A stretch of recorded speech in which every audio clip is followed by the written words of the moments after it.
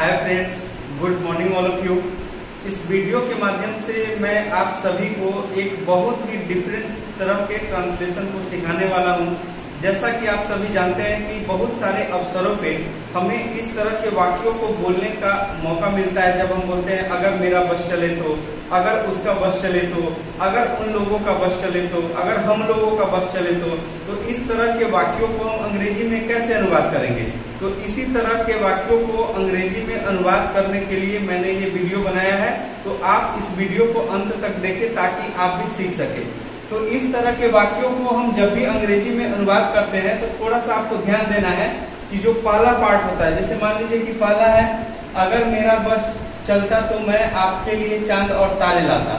तो यहाँ पे क्या है कि इसको हम अगर मेरा बस चलता तो, ये पहला पार्ट हो गया, मैं आपके लिए चांद और तारे लाता।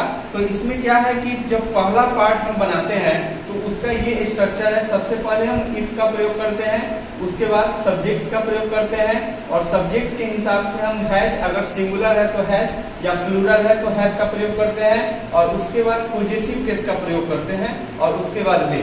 तो ये पहला पार्ट हुआ और इसका जो सेकेंड पार्ट होता है उसको हम सिंपल प्रेजेंट में बनाते हैं। ये याद रखिएगा कि जो सेकेंड पार्ट होता है उसको हम सिंपल प्रेजेंट में बनाते हैं। जैसे देखेंगे कि अगर मेरा बस चलता तो सबसे पहले इफ लिखेंगे और मेरा आई हो गया। आई क्या होता है? प्लूरल होता है, तो उसके लिए मैंने हैव का प्रयोग किया है। और आई का पॉजेसिव केस क्या होता है? माई। तो यहाँ पे पॉजेसिव केस की जगह मैंने माई का प्रयोग किया और फिर वे। तो इफ आई हैव माई वे, और तो के लिए हम क्या करेंगे? कॉमा का प्रयोग करेंगे। अब देखेंगे मैं आपके लिए चांद और तारे लाता। तो यहाँ पे ता है, ती है तो नहीं है, लेकिन जो सेकेंड पार्ट होता है ना उसको हम सिंपल प्रेजेंट में ही बनाते हैं। तो मैं आपके लिए चांद और तारे लाता। तो आई क्या होता है? प्लूरल है, तो यहाँ पे क्या है? ब्रिंग। ब्रिंग क्या है? ये प्लूरल हुआ। तो प्लूरल सब्जेक्ट के लिए हम प्लूरल वर्ब का प्रयोग करते हैं। तो I bring the moon and stars for you. दूसरा एग्जाम्पल आप देखेंगे, अगर उसका बस चलता तो वह यहाँ आता। फिर क्या है कि पहला पार्ट आपका ये हो गया और दूसरा पार्ट ये है। तो पहला पार्ट को हम स्ट्रक्चर के हिसाब से बनाएंगे और जो दूसरा पार्ट है उसको हम सिंपल प्रेजेंट में बनाएंगे। अगर उसका बस चलता तो, अगर इफ उसका ही क्या होता है? सिंगुलर, इसके लिए हैज का प्रयोग किया और ही के लिए पॉजेसिव केस क्या है?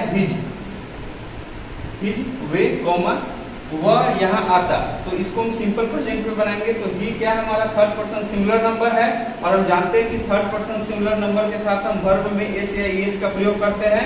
तो ही कम्स हियर। तीसरा जो सेंटेंस है, अगर उन लोगों का बस चलता तो वे लोग मुझे पिटाई करते हैं। फिर हम क्या करेंगे? इसको हम पहला पार्ट और ये सेकेंड पार्ट। अगर उन लोगों का बस चलता, उन लोग क्या है? ये प्लूरल है।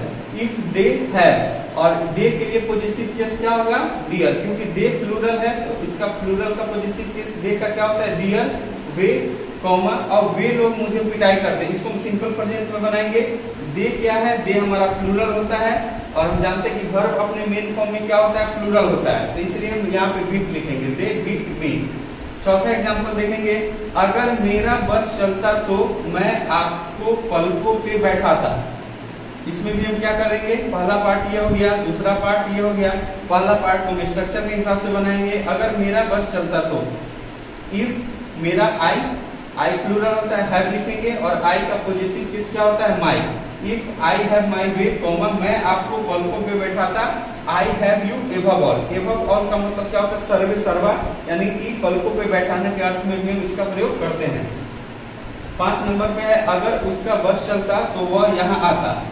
अगर उसका बस चलता, ये क्या हो गया? पहला पार्ट हो गया। वह यहाँ आता, दूसरा पार्ट हो गया। तो इसको हम क्या करेंगे? स्ट्रक्चर के हिसाब से बनाएंगे। अगर उसका बस चलता तो इफ ही क्या होता है? सिंगुलर, इसके हिसाब से हैज और ही का पॉजेसिव केस क्या होता है? हिज वे कॉमा इसको हम क्या करेंगे? सिंपल प्रेजेंट में बनाएंगे। तो ये क्या है? ही हमारा क्या होता है? थर्ड पर्सन सिंगुलर नंबर है। तो हम जानते हैं कि थर्ड पर्सन सिंगुलर नंबर के साथ वर्ब में एस या एस का प्रयोग करते हैं। तो ही कम्स हियर। तो मैं आशा करता हूं कि इस वीडियो के माध्यम से आप इस तरह के वाक्यों को अंग्रेजी में अनुवाद करना अच्छी तरीके से सीख पाए होंगे। धन्यवाद।